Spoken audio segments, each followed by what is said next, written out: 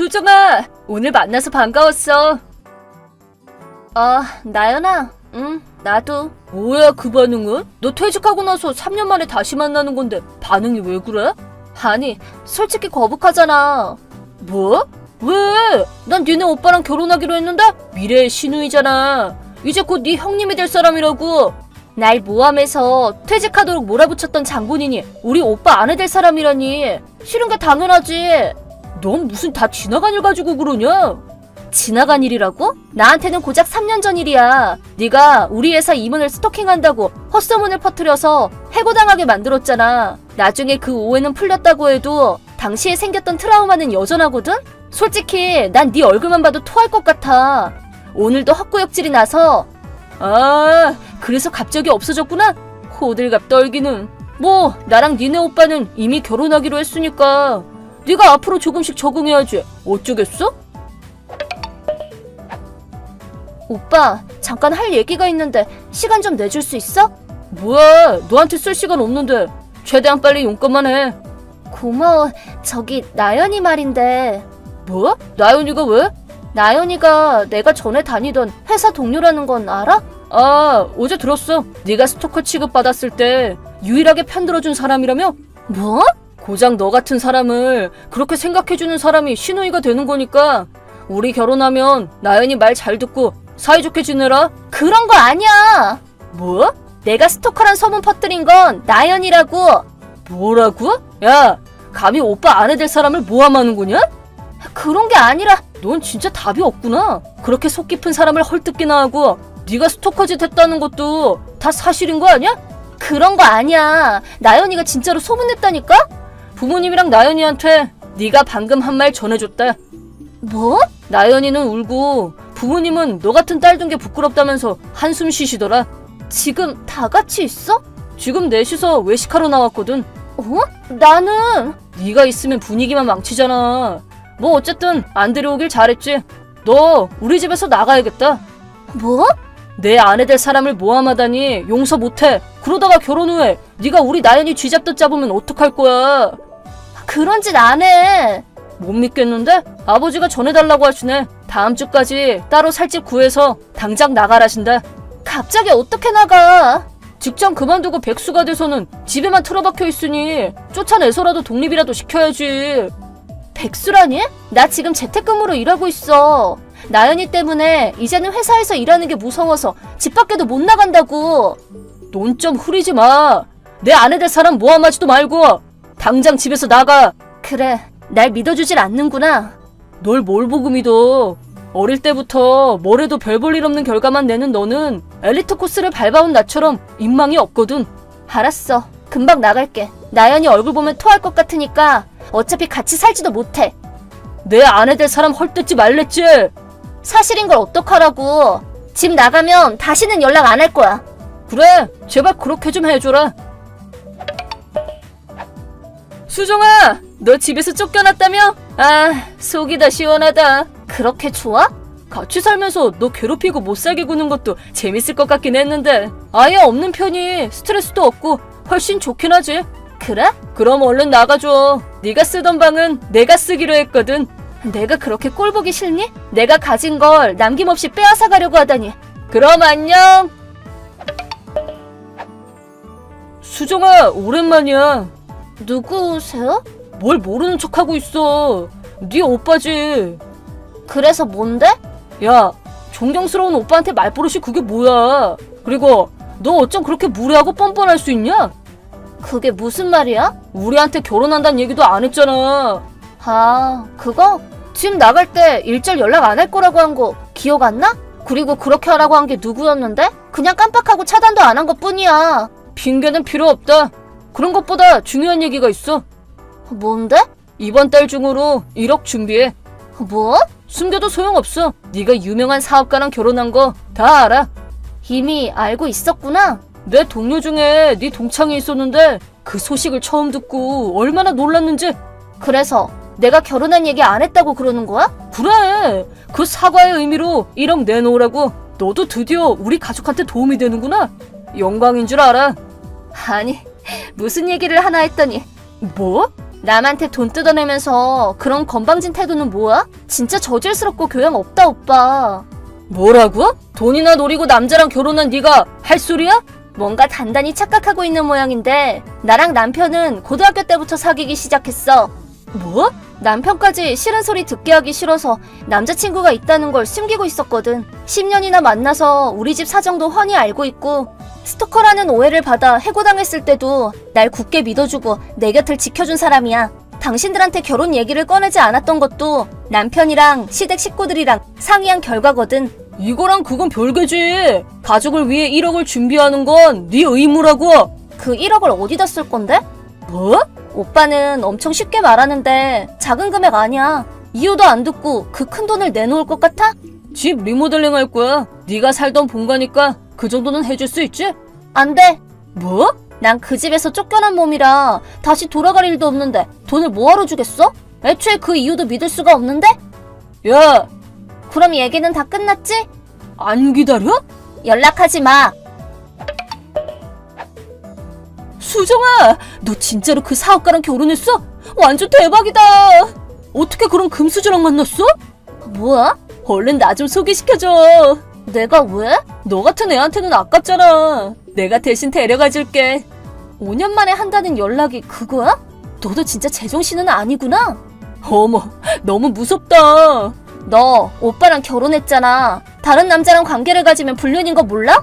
우와, 완전 딴 사람이 됐네. 금수저 남자 하나 물어서 지금 눈에 뵈는 게 없지? 할 말은 그것뿐이야? 뭐? 어제 오빠한테 연락 왔어. 둘 다 쌍으로 멍청한 게 부부라서 그런가? 야! 어차피 돈 뜯으려는 거잖아. 뭐? 오빠가 갑자기 1억을 준비하라는데 뭔가 이상하다 싶어서 지인들한테 수소문을 해서 전후 사정을 알아봤더니 빚을 1억이나 줬더라고. 심지어 사채업자한테 돈을 빌린 탓에 이자가 눈덩이처럼 불어서 1억이나 됐다더라? 그렇게 이자가 높은 줄 몰랐지. 빌리기 전에 확실히 알아뒀어야지. 개인 파산하더라도 빚 다 갚기 전까지 쫓아다닐걸? 거기다 오빠랑 부모님 명의로 돈을 빌렸다며? 아니, 내 명의로는 못 빌리니까. 아무리 그래도 그렇지. 자기 남편이랑 시댁 식구들 끌어들이는 게 어딨어? 뭐야? 집에서 쫓겨난 주제. 그래, 그래도 난 내 남편이랑 시부모님께 그런 짓은 안 해. 뭐? 아내라는 입장은 나연이 너랑 똑같잖아. 같은 입장에서 널 비판하는 거야. 나였으면 사랑하는 남편과 시부모님께 그런 민폐는 끼치지 않을 거야. 그러면 네가 1억 주던가. 뭐? 네 남편 소개시켜달라는 부탁은 일단 없던 걸로 할 테니까 네 남편한테 네가 스토커 짓 한 거 들키기 싫으면 지금 당장 1억 준비하라고. 그 오해는 이미 풀렸잖아. 아니? 회사까지 그만뒀는데 그걸 믿어줄 사람이 어딨겠어. 하여튼 나연이 너도 대단하다. 자꾸 그렇게 다붙게 굴면 나중에는 돌이킬 수 없다는 것도 모르겠어? 뭔 소리야. 오빠한테도 말했는데 나랑 남편은 고등학생 때부터 만나기 시작했어. 뭐? 고등학생 때부터? 그래서 그 스토커 일도 알고 있었거든? 그게 다 오해였다는 것도 그 소문을 낸 범인이 너란 것도 알고 있어. 뭐? 그리고 실제로 스토커였던 사람은 사실 나연이 너라는 것도. 뭐? 어디서 그딴 헛소리를. 예전에 내 남편이 흥신소에 의뢰해서 조사했어. 흥신소라고? 거기서 내가 스토커 누명을 벗을 자료를 받았거든. 괜히 나한테 앙심 품을까봐 나연이 네 얘기는 함구하고 있었지. 뭐? 말도 안 돼. 내 남편은 늘 내 곁에서 내 모든 걸 지켜봐준 사람이야. 그니까 네 협박은 아무런 소용도 없고 남편이 너 같은 여자를 상대하지도 않을 거야. 그리고 빚더미에 앉을 가족들을 도와주지도 않을 거고. 아니, 빚은 자기 힘으로 갚아. 빚이 1억이나 생긴 이유는 나연이가 스토킹하던 임원이랑 결국 불륜을 저질렀고 버려주기 싫어서 돈을 퍼주다가 그렇게 됐다네요. 그 사실을 안 오빠는 남들한테 손가락질 받을까 이혼할 용기는 없어서 자기가 멋대로 부릴 줄 알았던 저한테 빚을 떠넘기려고 했다가 실패한 겁니다. 결국 그 후 무시무시한 사채업자들이 느닷없이 오빠네 직장에 쳐들어온 탓에 빚쟁이인 게 밝혀진 오빠는 퇴직서를 낼 수밖에 없었죠. 시댁을 버리고 반미를 시작한 나연이와는 이혼했어요. 지금은 각자 밤낮 없이 일하면서 근근히 빚을 갚아나가고 있답니다. 안녕하세요, 구독자 여러분. 구독과 좋아요는 채널 운영에 큰 힘이 됩니다. 안녕하세요. 저는 남편과 함께 식당을 운영하고 있는 50대 여자로 오랫동안 절 힘들게 하던 손윗동서에게 통쾌하게 복수를 해준 일이 있었습니다. 자기가 돈 좀 많다고 남의 살림이며 식당 운영이며 심지어 자식 교육까지 사사건건 참견을 해대던 손윗동서의 콧대를 눌러준 사연에 대해 얘기해 볼까 해요. 손윗동서는 제가 남편과 결혼을 한 지 얼마 되지 않았을 때부터 인상이 좋지 않았던 사람이었습니다. 동서, 인생에서는 원래 사람들마다 계급이라는 게 나뉘는 거 알지? 좋은 사람 옆에 붙어 있으면 콩고물이라도 더 떨어지는 법이니까 앞으로 잘하는 게 좋을 거야. 내 눈밖에 난 사람치고 이제까지 잘 풀린 사람 하나도 본 적이 없으니까. 저야 형님이나 어머님이나 할 것 없이 아랫사람이니 당연히 잘 따라야죠. 이해를 못했나 본데 아버님이든 어머님이든 나랑 똑같이 일을 시키면 우선순위가 내가 먼저라는 얘기야. 어머님은 살 날 얼마 안 남으셨고 앞으로는 나랑 쭉 봐야 할 텐데 누가 먼저인지 판단을 잘해야지. 농담을 하려는 게 아니라 진심으로 하는 말이니까 새겨들어. 신혼여행도 다녀왔으니까 이제 초짜 아니잖아? 아무리 그래도 시부모님 말씀을 먼저 따라야 하지 않을까요? 저번에도 명절 때 장부터 보고 오라고 하셨는데 형님이 우선 장보다는 설거지랑 집 청소부터 하라고 시키셨던 거 기억나시죠? 그때 어머님이 저한테 전 부칠 재료 부족하다고 밀가루 비롯해서 이것저것 사오라고 시키셨는데 형님이 저 도중에 불러서 청소부터 하라고 시키셨잖아요. 알지. 그게 근데 더 급해 보였어서 시킨 거야. 요리를 하려고 하는데 집이 제대로 정리가 되어 있어야 집중을 할 수가 있는 거잖아. 청소하니까 먼지만 한가득 나오던데 그거 음식에 다 들어갔다고 생각해봐. 끔찍하지 않아? 그거 어머님이 알아서 치워두겠다고 하셨는데도 굳이 청소부터 하라고 하셔서 따랐다가 저 혼났었던 것도 기억하시겠네요. 그때 어머님이 뭐라고 하실 때 형님이 시켜서 이것부터 한 거라고 하니까 뭐라고 하셨어요? 모르는 소리라면서 왜 시키는 것부터 안 하냐고 시침이 떼셨잖아요. 만약 내가 그렇게 어머님 화나신 상황에서 먼저 일을 시켰다고 수긍했어 봐. 그럼 어머님 괜히 무안하실 거 아냐. 나는 어머님도 동서도 둘 다 똑같이 배려해서 현명한 선택을 한 건데? 덕분에 저는 거짓말쟁이 됐고요.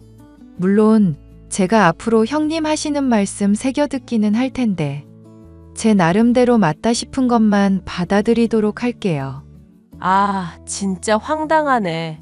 윗사람이 하는 말이면 그냥 좀 새겨들으면 될 일이지. 왜 그렇게 토를 달고 있어? 막말로 내가 저지른 잘못도 동서한테 감당하라고 하면 대신 덤터기 써줘야 할 판에. 여기가 무슨 군대도 아니고 그런 법이 어디 있나요?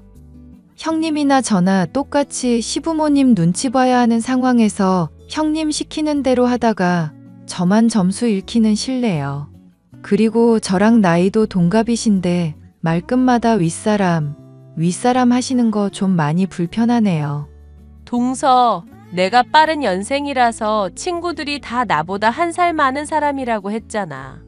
독수리 무리에서 평생 놀던 사람이 병아리 무리에서 같은 취급받아야 해?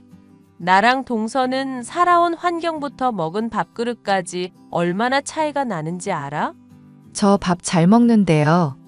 맛있는 거 좋아해서 남편이랑 음식점 차렸고요. 뭔 헛소리야. 농담 따먹기 할 기분 아니니까 앞으로 무조건 내가 시키는 대로 하기나 해. 먼지에 모기 시체, 파리 시체며 머리칼이며 온갖 더러운 거 득실거리는데 내가 시키는 거 거슬리면 말 나오기 전부터 미리미리 청소를 하든지. 시집살이 초반부터 온갖 참견의 잔소리에 나이도 저와 동갑이면서 빠른 연생이라 윗사람이니 무조건 말을 따르라고 하는 것까지 도저히 마음에 드는 구석이라고는 없는 손윗동서였습니다. 심지어 제가 남편과 식당을 운영하고 있는 동안 종종 찾아와서 자기의 식당이라도 되는 것처럼 음식을 시켜 먹고 돈을 안 내는 일도 잦았죠. 형님, 아무리 그래도 식당 큰 규모도 아니고 하루 벌어서 하루 먹고 사는데 이건 정말 너무하네요. 친구분들을 10명이나 불러서 같이 먹었으면 계산은 해주셔야죠. 동서 둔한 줄 알고는 있었는데 참 머리 안 돌아간다. 백화점이나 마트에 시식 코너가 괜히 있는 줄 알아? 맛만 좋으면 다음에도 생각나서 어련히 또 찾아오려고? 눈앞에 이득만 보면서 일희일비하니까 동서가 지금 이 모양 이 꼴로 살고 있는 거야. 서방님도 납득한 일인데 왜 동서가 난리야? 이번 달에 와서 얻어먹은 돈만 50만 원이 넘으니까 하는 말이죠.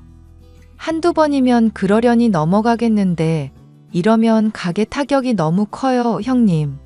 내 남편이 사업해서 돈 잘 버는 사람인데 설마 음식값이 아까워서 이러겠어? 음식이 마음에 안 드니까 돈을 기분 좋게 못 보내겠다 이 말이야. 김치는 너무 쉬어서 아삭하지도 않고 국은 또 엄청 짜게 내놓고. 형님 친구분들은 좋다고 잘만 드시던데요. 심지어 먹는 내내 이렇게 손님들 데리고 와주고 참 착한 손윗동서 뒀다면서 형님 칭찬도 하고요. 그때 부인 안 하시고 칭찬은 다 받으시더니 돈 계산할 때는 왜 말씀이 매번 달라지시나요? 인생이라는 게 동서 원래 이렇게 불합리한 일도 있는 법이야. 마음먹은 대로 다 되는 게 아니니까 물 흐르듯이 흘러가야 할 때도 있는 법이라고. 그렇게 남하고 싸우기만 하고 멀리 볼 줄을 모르니까 인생이 그 모양 그 꼴이지. 자꾸 남의 인생 가지고 잔소리 하실 거면 오지 마세요. 좋은 얘기도 한두 번이라던데 안 좋은 소리만 계속 하시잖아요. 우리 가족 아냐? 가족이니까 걱정돼서 말한 건데 이런 것도 못 받아들여? 동서 정말 옹졸한 사람이네. 그릇이 왜 그렇게 좁아? 자주 식당에 놀러 와놓고 음식값도 제대로 지불하지 않는 뻔뻔한 손윗동서. 따져도 듣지 않기에 아주버님을 비롯해 가족들에게 고충을 토로한 일도 있었습니다. 아주버님은 미안하다면서 돈을 대신 지불해 주셨지만 형님이라는 사람의 근본만큼은 사건을 번번이 겪고도 도저히 바뀌지 않았죠. 심지어 본인이 임신을 하게 되자 이런 폐악질은 더 심해지기만 했는데요. 동서, 나 포도가 갑자기 먹고 싶네. 남편 지금 해외에 시장 조사차 나가는 바람에 사람도 없고. 그래서요? 그래서는 무슨 포도 사오라는 말이잖아. 음식 장사한다는 사람이 왜 이렇게 서비스 정신이 없어? 아니면 눈치가 없는 건가? 뭐가 됐건 정말 심각한 문제인 건 알지? 형님, 저 이제 식당 마치고 집에서 씻고 자려던 참이에요.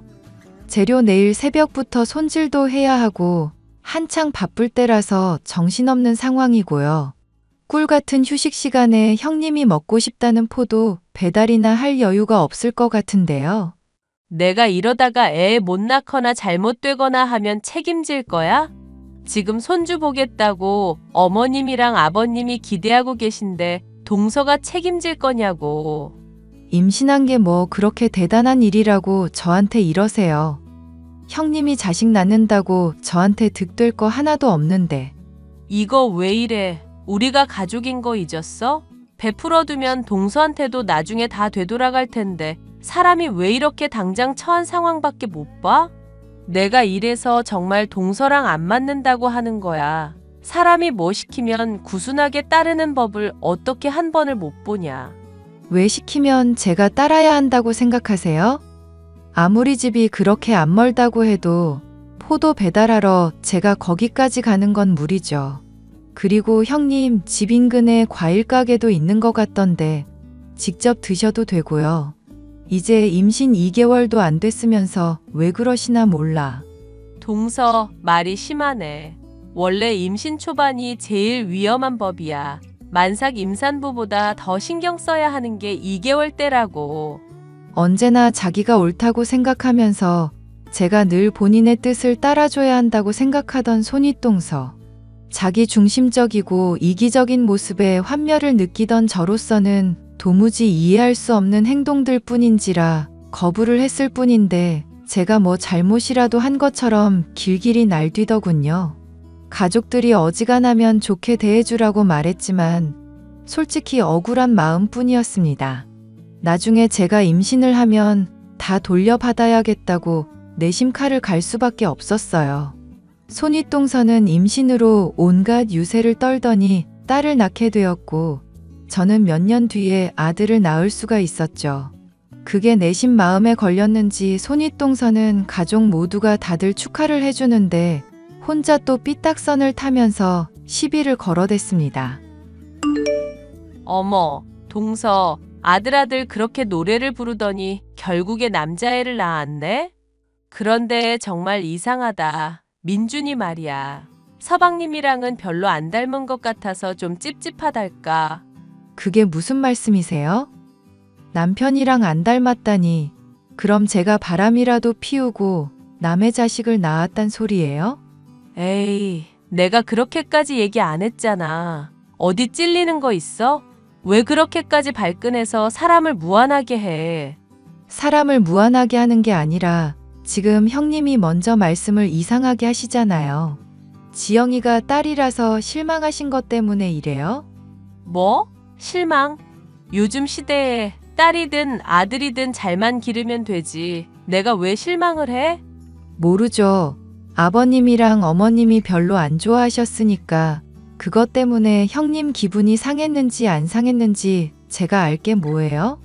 저는 아들 낳아서 안겨드렸는데 형님만 딸 낳아서 지금 신경 쓰이는 걸로밖에 전 생각이 안 되네요. 동서 지금 말 다 했어? 아니요, 말 아직 다 못했어요. 자꾸 사사건건 형님이 저한테 딴지 걸고 이래라 저래라 참견하시는데 가족이라는 이름으로 감당할 수 있는 선만큼만 해주셨으면 좋겠네요. 이럴 때마다 솔직한 심정으로는 형님을 차단하고 싶을 정도니까요. 내가 가족이라고 좋게 대해주고 바른 길을 알려주는데도 안 따라가니까 그러지. 이제 두고 봐. 자식 교육할 때 내가 가지고 있는 노하우며 지식들 필요할 때가 올 거니까. 그때 가서 동서가 울며 불며 빌어도 전혀 소용없다는 거 기억해 두라고. 자식 교육까지 참견하실 생각이셨어요? 와, 형님, 제발 저 방치 좀 해주세요. 그러면 저랑 남편이랑 민준이 모두 행복할 것 같아요. 그래. 그렇게 의기양양한 태도가 언제까지 가나 보자고. 초등학교 때야 뭐 공부 못해도 그러려니 하겠지. 그런데 중학교, 고등학교 올라가서 대학 갈 상황 돼서도 그럴 수 있을까? 나는 우리 지영이한테 최고로 좋은 옷, 좋은 음식 먹이면서 과외로 선행학습까지 다 할 거야. 동서 민준이가 식당 일하면서 하루 벌어 하루 먹고 사는 엄마 아빠처럼 나중에 빌빌거릴 때 우리 지영이는 하버드 아니면 서울대 가게 될 거라고. 네, 제발 그 꿈 이뤄주시면 좋겠네요. 힘내세요.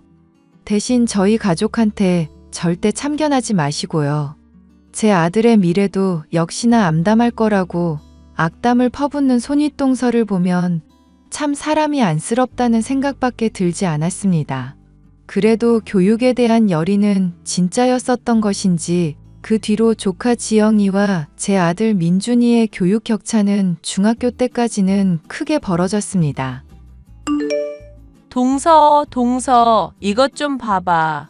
우리 지영이가 글쎄 전교 1등을 또 했지 뭐야. 내가 그렇게 공부하지 말라고 몸 좀 생각하면서 공부하라고 말하는데 애가 참 말을 안 들어서 미치겠다니까? 하나 틀려도 된다고 하는데도 이를 아득바득 갈면서까지 밤새 공부하더니 또 올백이야. 글쎄. 원래 중학교 때까지는 암기만 잘해도 상위권 가능하다고 들었었거든요.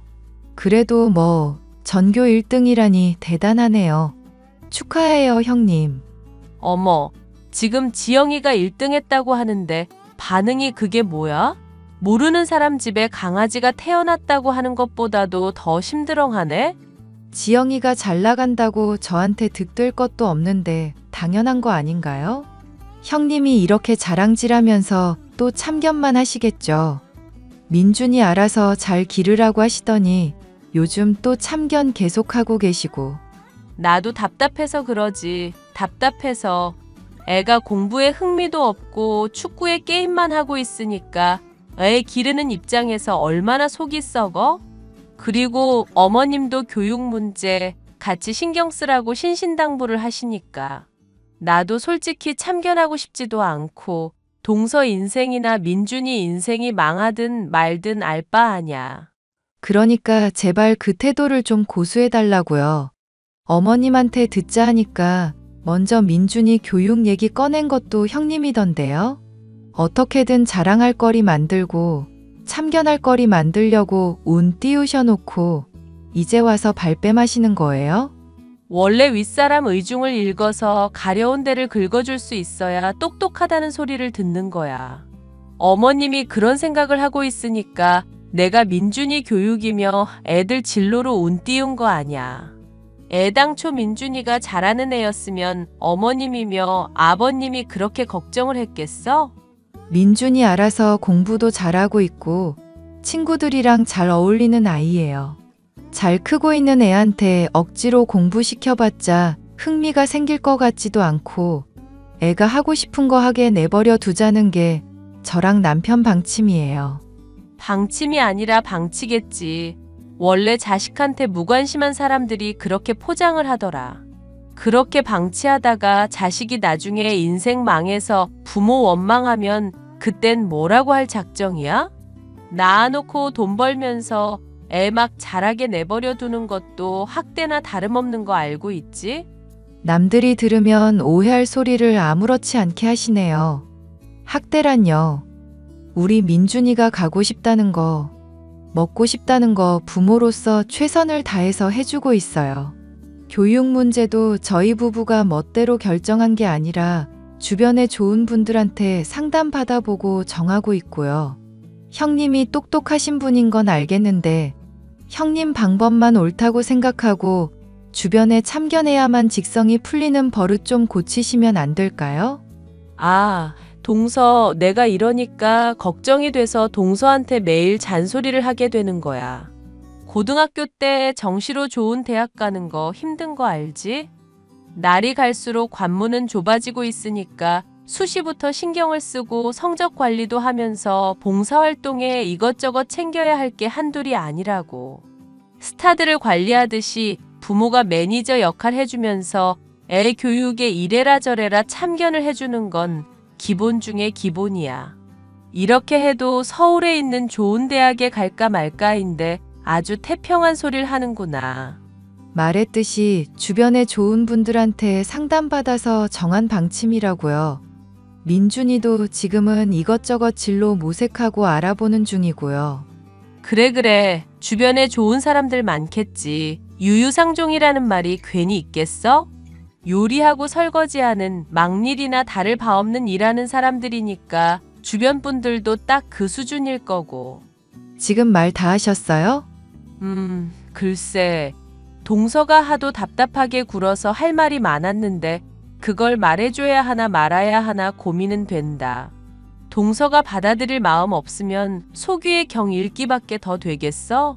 그렇다고 이렇게 말 안 듣는 동서 위에서 좋은 얘기들 해주는 것도 뭔가 아깝고. 그러니까 하지 마시라고요. 알아서 한다고요. 하하하, 그래도 가족인데 어떡하겠어. 앞으로도 계속 참견할 거니까 그렇게 알고 있어. 언젠가는 동서도 이런 내 마음 이해해 줄 날이 오겠지. 내가 동서랑 가족 위해서 희생할게. 가족들이 설날이며 명절에 모일 때마다 지영이 자랑을 하는 것도 모자라 아들 민준이가 기죽게끔 잔소리를 해대는 손윗동서.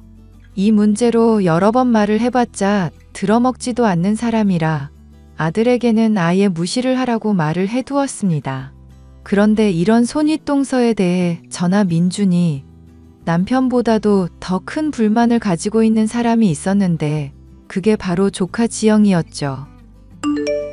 숙모, 제가 조만간 집 나갈까 생각 중이에요. 그게 무슨 소리니? 집을 나간다니. 학원 줄여달라. 봉사활동 힘들다. 집에서 문 벌컥벌컥 열지 말라 말을 해도 소용이 없다고요. 감시 카메라까지 달아놓고 저 방안까지 감시하는데 이게 감옥 아니겠어요? 부모님한테 얘기는 해봤고, 아빠는 엄마 눈치 본다고 무조건 엄마 편만 들고 있어요. 엄마는 아무리 얘기해도 무조건 본인이 맞는 사람이고요. 제가 맘 같아서는 좋은 대학 들어간 다음에 자퇴해 버릴까 생각도 해봤거든요. 그런데 결국 그러면 엄마 좋은 일만 시키는 것 같아서 어떻게 인생을 망쳐야 하나 그런 생각만 해요. 지영아, 네가 공부하기 싫다고 하면 안 하면 되는 거야. 자식은 부모의 소유물이 아니니까. 솔직히 저도 좋은 대학 가고 싶죠. 그런데 맨날 공부 잔소리만 하니까 이제는 어떻게 해야 할지 모르겠네요. 어찌됐든 고마워요, 숙모.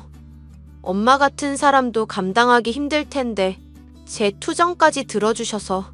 힘든 일 있으면 언제든지 얘기하렴. 그래도 우리 가족이잖니.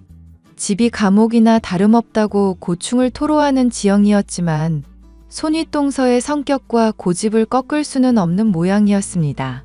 저는 지영이가 불쌍해서 이 문제로 얘기를 꺼내보았지만 역시나 손윗동서는 말을 듣지 않는 사람이었죠. 형님, 지영이가 너무 힘들어하는 것 같던데 공부량 좀 줄여주시는 게 어떨까요? 만우절도 아닌데 무슨 거짓말을 하고 있어? 우리 지영이 공부가 밥 먹는 것보다도 더 좋다고 하는 애야. 거짓말을 하는 게 아니라 정말 들은 얘기라서 그래요. 보니까 방 안에 감시 카메라까지 달아두면서 애 괴롭히는 것 같던데 그렇게까지 공부를 시켜서 대체 무슨 부귀영화를 누리시려고요. 내가 딸을 낳기는 했어도 아들 낳은 동서보다는 훨씬 똑똑하고 자식 교육도 잘 시키는 사람이야. 그러니까 제발 참견 좀 그만할래? 언제는 가족이니까 서로 참견하고 얘기해도 된다면서요? 그동안 저한테 하신 말씀은 뭔데요? 그거야 바른 방향을 아는 사람이니까 할 수 있는 말이고 동서가 말하는 건 낭떠러지야. 삼류인생이라는 절벽으로 향하는 헛소리를 우리 지영이한테 주입하려고?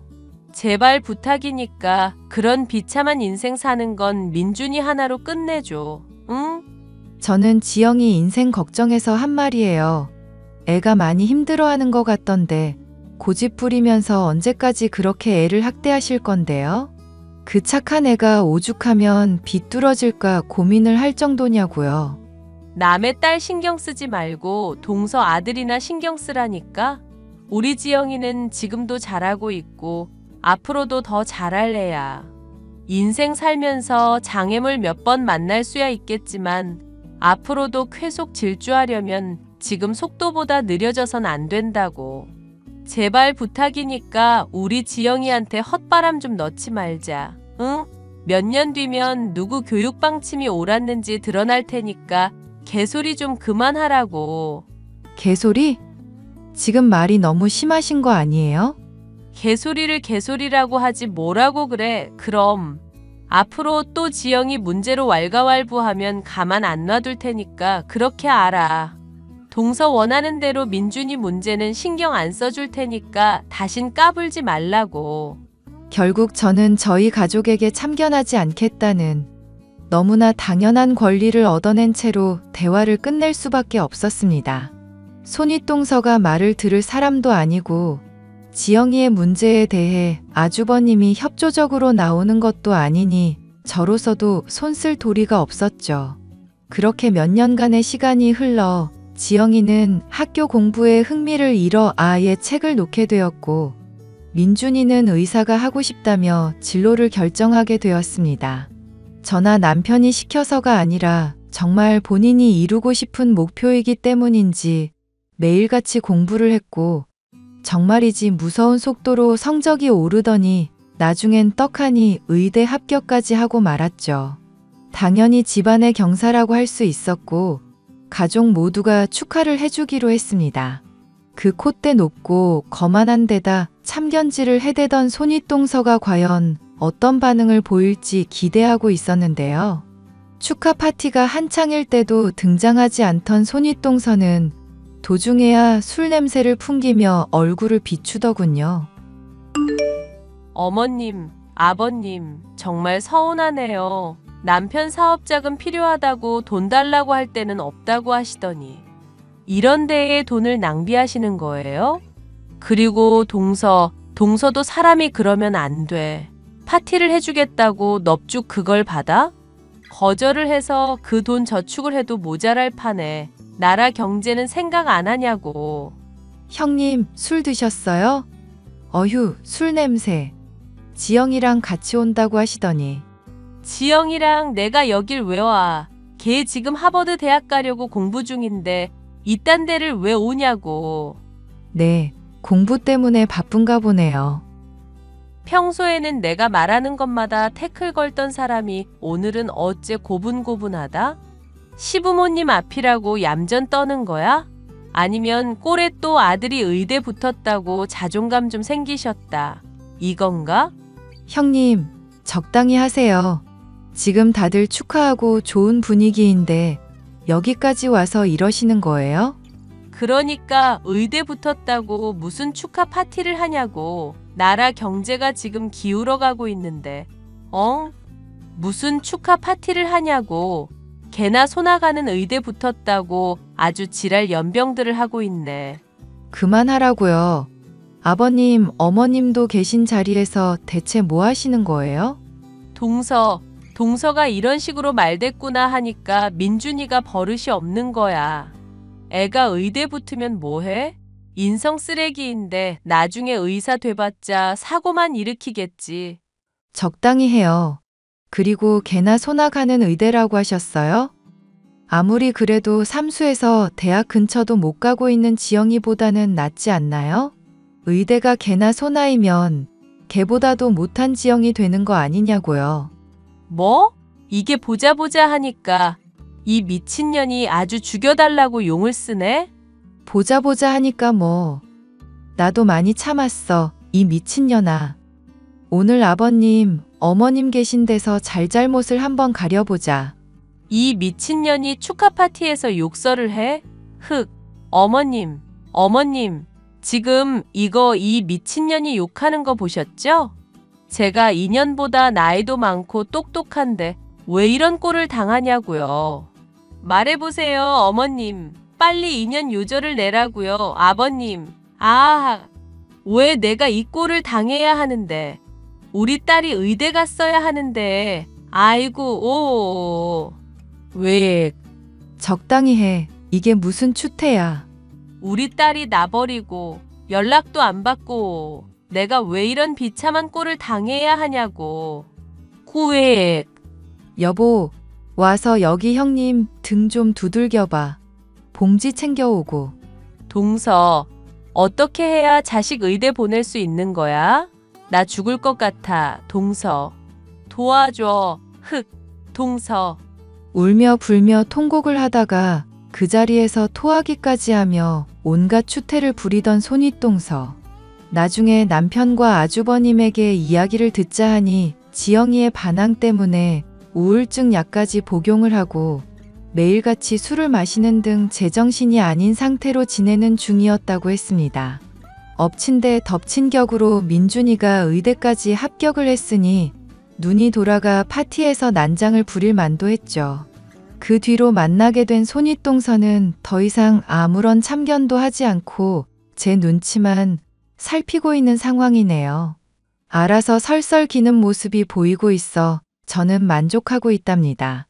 지영이는 앞으로 또 어떻게 될지 모르겠지만 손윗동서 같은 못된 엄마로 인해서 받은 스트레스를 나름의 반항으로 풀고 있는 것 같아요.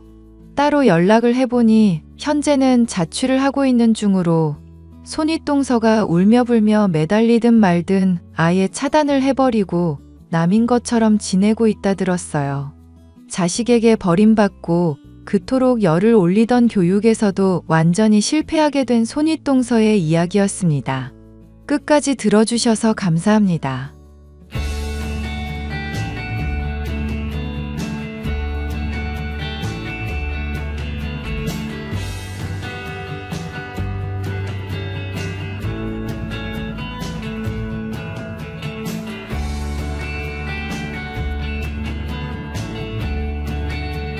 안녕하세요, 구독자 여러분. 구독과 좋아요는 채널 운영에 큰 힘이 됩니다. 안녕하세요. 저는 얼마 전에 아들을 잃게 된 50대 엄마입니다. 아들만 생각하면 지금도 하염없이 눈물이 날 정도로 슬픈 마음이지만 이런 불행을 겪게 만든 며느리를 생각하면 슬퍼하고만 있을 틈이 없습니다. 아들을 힘들게 하고 불행의 단초를 제공한 며느리는 욕심을 부리다 단단히 제게 꼬리를 잡혀 쩔쩔매고 있는 상황인데요. 바람을 피우면서도 뻔뻔하기만 했던 며느리를 고발하기까지의 과정에 대해 얘기를 해보려고 합니다. 엄마, 나 엄마한테 미안하지만 따로 분가해야 할 것 같은데. 왜? 며느라기가 분가하자고 그래서? 앞에서는 좋다고 그러더니 내가 많이 불편하다니? 집사람이 하는 말이 아니라 그냥 내가 그러고 싶어서. 이제 신혼인데 직장 조금이라도 가까운 데 가야 출퇴근도 편하고 적응도 하지. 어차피 나중에 따로 살게 될 텐데 미리부터 훈련도 할 겸. 네 아빠나 나나 딱히 며느리랑 같이 산다고 불편할 건 없다만 너희가 힘들면 그렇게 해라. 대신 종종 찾아가서 먹을 거 챙겨주는 정도는 괜찮겠지? 엄마가 그러고 싶다면 그러는 건데 우리가 알아서 해볼게. 집사람 요리 솜씨 나쁜 편도 아니고. 그래, 걔가 아주 요리도 잘하고 야무진 면이 있더라. 어디서 배웠는지 몰라도 아주 잘해. 집사람 원래 요령이 좋아서 어릴 때부터 뭐 하나 가르치면 금방 익히고 그랬다더라고. 저번에 나랑 같이 당구 치러 간 적도 있었는데 금방 익히고 사람이 머리가 좋은 것 같아. 엄마한테 아침부터 마누라 자랑이니? 하여튼 분가하는 동안 필요한 거 있으면 꼭 말하고. 내가 너 보내려니까 아무래도 마음이 안 놓여서 큰일이다. 비밀번호 알려줄 테니까 종종 찾아오면 되지. 며느리 눈치 보여서 어떻게 그러겠어. 오기 전에 미리 연락만 하면 괜찮을 거야. 그리고 와서 엄마 내키면 쉬고 가도 되고. 들릴 일 있으면 용건만 후딱 해결하고 나오마. 그리고 네 아빠 손주 많이 보고 싶어 하더라. 나도 그렇고. 에이 엄마, 이제 신혼인데 손주는 무슨 손주야. 너희 혼인신고도 안 하고 결혼식도 단출하게 올린 상황이잖니. 애라도 있어야 부부 사이에 끈끈한 뭔가가 생기는 거야. 법적으로 안 묶여 있으면 애로라도 묶여야지 않겠어? 그건 우리가 알아서 때 맞춰서 잘할 거니까 걱정하지 마시고 엄마 아빠 둘 다 건강 잘 챙기면서 지내. 아들과 결혼한 며느리는 첫인상도 싹싹하고 같이 지내는 동안도 예절이 바르던 아이였었습니다. 하지만 아들이 결혼하고부터 전보다 더 표정이 어두워지고 살도 빠졌기 때문에 그것이 며느리 때문은 아닐까 걱정하고 있었는데요. 아들도 며느리도 둘 다 아니라고 하니 저로서는 믿을 수밖에 없는 일이었죠. 얘야, 너희 먹으라고 장조림 맛있게 잔뜩 해놨는데 가져다 줄까? 소고기도 듬뿍 넣고 간도 적절해서 아주 밥도둑이 따로 없구나. 어쩌죠, 어머님? 사실 얼마 전에 친정엄마가 이미 장조림을 잔뜩 해주셔서요. 이미 해준 것도 다 못 먹고 썩히는 중이라 받기가 그러네요. 정말 죄송해요, 어머님. 네가 죄송할 건 뭐니? 어차피 하는 김에 손 크게 한 건데 다른 집 주고 나도 다른 거 받아오면 된다. 그래, 뭐 필요한 건 따로 없고? 어머님이 늘 챙겨주신 덕분에 부족한 게 없네요. 다만 걱정인 게 그이가 요즘 밥을 못 먹고 통 말라가고 있어서요. 밥을 못 먹는다니 건강이 어디 안 좋은 건 아니고? 저도 물어보니까 회사 일 때문에 스트레스가 많은 모양이더라고요. 잘하면 회사 관둘 수도 있을 것 같은데 어떻게 해야 할지 고민이 되네요. 진용이가 회사 일로 고민인 줄은 전혀 몰랐구나. 들어가고 싶던 회사라서 잘 다니는 줄로만 알았더니. 원래 회사든 집이든 사람 관계가 제일 힘들고 스트레스라잖아요. 그이가 적응 혼자 하려고 노력하고는 있는데 옆에서 보고 있으면 너무 안쓰러워요. 그래도 너처럼 걱정해주는 이쁜 마누라가 옆에 있어서 다행이구나. 오늘처럼 진용이 문제 편하게 얘기해주고 힘든 일 있으면 친엄마라 생각하고 편히 얘기하렴. 네, 감사합니다. 어머님 덕분에 너무 든든하고 좋네요. 저희 선에서 할 수 있는 일은 해결해보되 힘에 부친다 싶은 건 전달해 드릴게요. 며느리의 집안 역시도 저희와 마찬가지로 넉넉하지 못했었던 형편이었던지라 걱정이 많이 있었는데요. 다행히도 없는 형편에 살림을 잘 꾸려나가고 근검절약하는 모습을 보여서 며느리 하나는 잘 들였다 생각이 들었습니다. 그런데 어느 날 저는 우연히 아들을 만나러 인근에 방문했다가 명품 가방을 걸치고 비싼 차에서 내리는 며느리를 보게 되었습니다. 처음에는 다른 사람인가 생각해 보았지만 걸음걸이부터 행동거지까지 모두 며느리가 틀림없었죠. 예, 내가 오늘은 조금 의아한 일이 있어서 말이다. 너 누구 차에서 내리던데 명품 가방을 걸치고 있길래. 내가 당장에는 말을 못 걸었었다만 나중에 곱씹어 보면서 아무리 생각해봐도 너길래 묻는다. 어머님 저 영주차에서 내릴 때 보셨구나. 영주? 그게 누구니? 제 고등학교 시절 동창인데 집이 엄청 잘 사는 친구예요. 가끔 만나서 커피나 마시고 수다 떨고 그러면서 노는데 저한테 선물로 명품 가방을 줬더라고요. 저는 필요 없다고 하는데 꼭 받으라고 어울릴 것 같다고 하도 성화여서요. 그렇구나. 나는 또 하도 착용한 폼이 자연스러워서 네가 산 건 줄 착각했지 뭐니. 무슨 소리라세요, 어머님.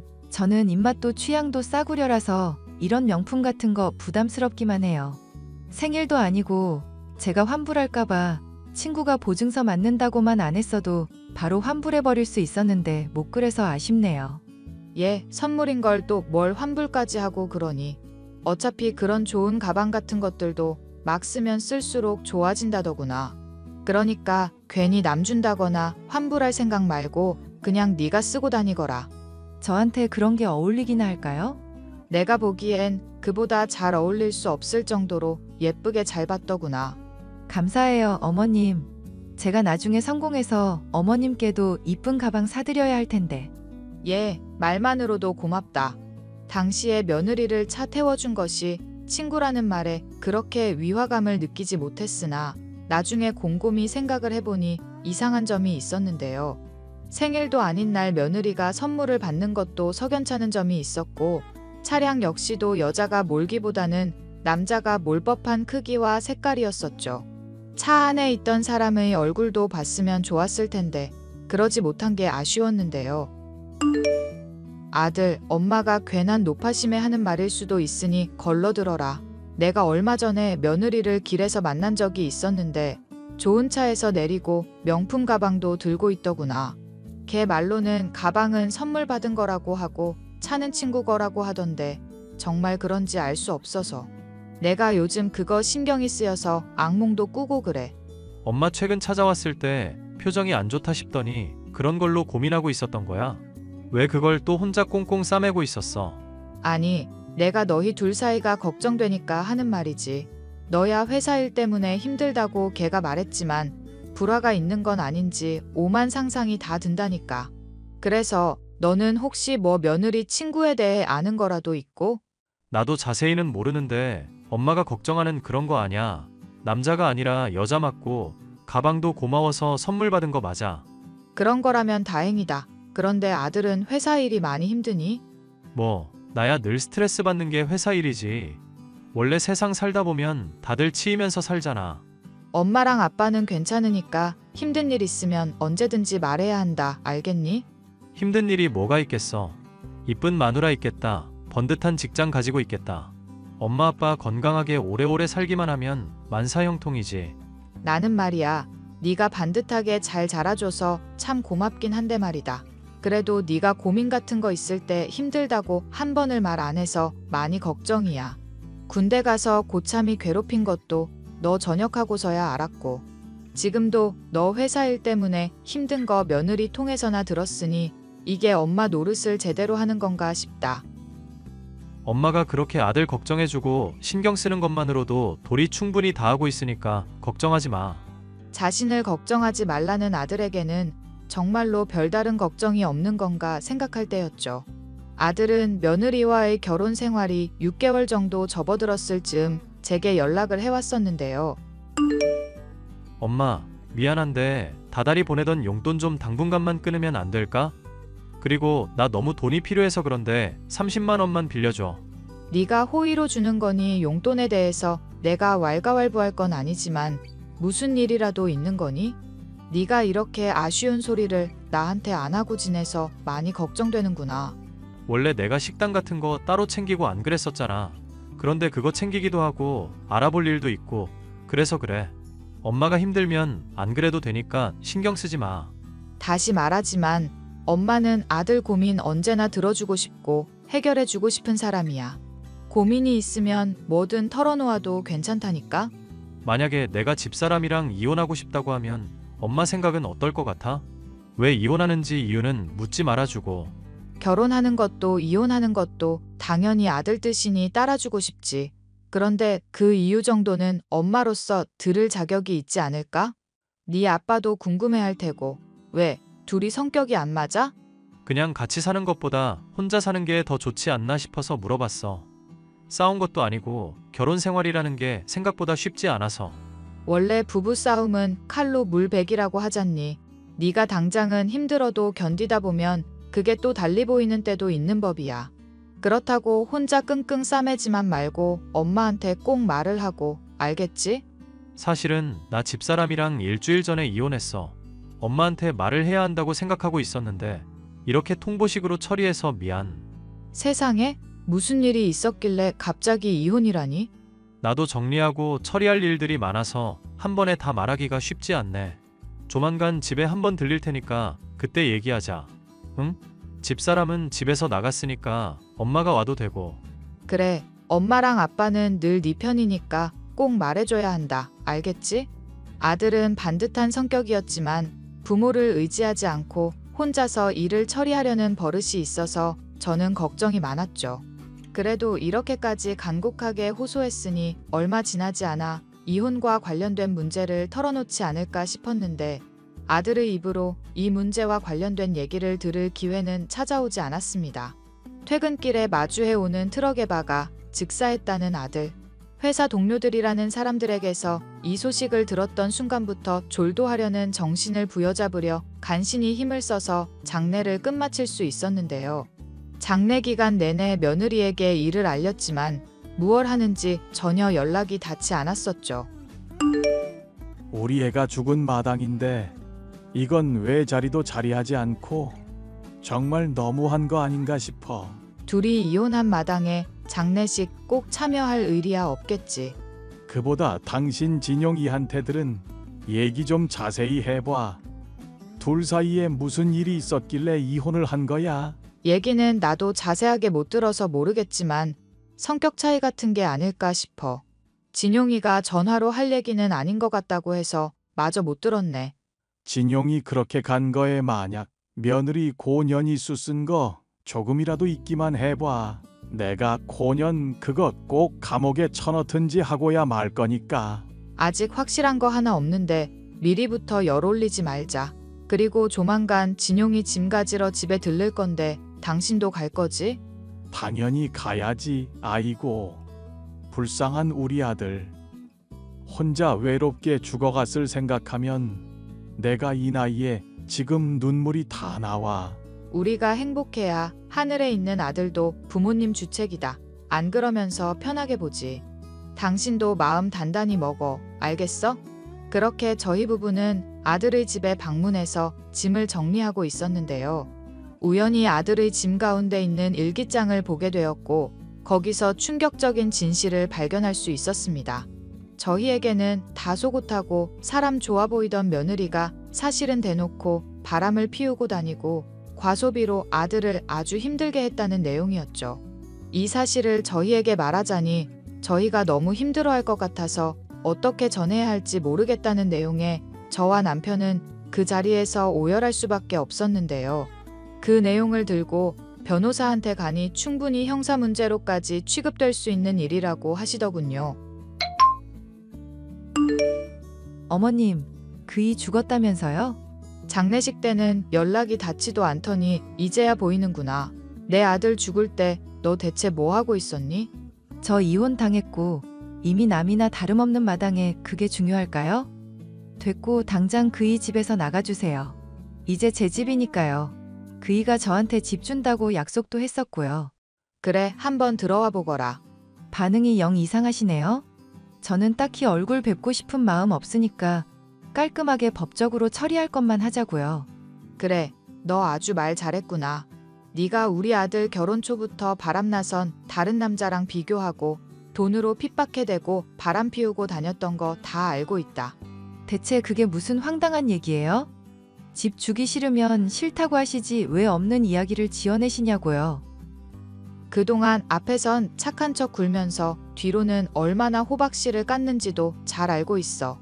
변호사 도움 받아 핸드폰에 대화 내용 복원하니 아주 가관도 아니더구나. 심지어 우리 아들 사망보험 가입하라고 종용하면서 피곤하다는데도 데리러 오라고 부려먹고 그랬다며. 교통사고 날지도 모른다고 걱정하는 애한테 안 그러면 이혼이라고 협박하는 네 말까지 다 담겨 있다. 이래놓고 아들이 고생해 산 집을 달라느니 뭐니 하는 소리가 나오니 넌? 그럼 깔끔하게 포기를 하든지 할게요. 그럼 되잖아요. 그렇게는 안 되지. 네가 이제까지 과소비로 아들한테 뜯어냈던 돈이야 그렇다 치더라도 정서적으로 학대한 것만은 곱게 못 넘어간다. 우리한테도 막대하는 거 보고 싶지 않으면 잘하라고 협박했었으니 착한 우리 아들이 그렇게 힘들어하지. 너 조만간 감옥 갈 준비나 하고 있거라. 어머님, 그게 감옥까지 갈 일이 되나요? 못난 남편 만나서 억울한 제 입장도 고려하셔야죠. 그리고 결국 저랑 결혼한 것도 그의 선택이잖아요? 피곤하고 힘들다면서도 제 뜻대로 따라온 것도 그 사람이고 교통사고도 본인 실수잖아요. 그래, 아주 네가 말 잘했구나. 그럼 네가 저지른 일들도 네가 선택한 거니 똑같이 책임지려무나. 아줌마, 정말 이렇게까지 해야겠어? 내가 집 포기하겠다고 하잖아. 짐승만도 못한 본색을 드러낸 전 며느리에게 더는 할 말이 없었습니다. 아들을 협박하고 착취해 이혼까지 결심하게 할 정도로 힘들게 해놓고 뻔뻔하게 집까지 요구한 미친 인간을 용서해줄 이유는 없죠. 곧 있을 재판의 결과가 부디 정의롭게 결말을 맞이해 하늘에 있는 제 아들에게 위안이 되었으면 좋겠습니다. 사연 끝까지 들어주셔서 감사합니다.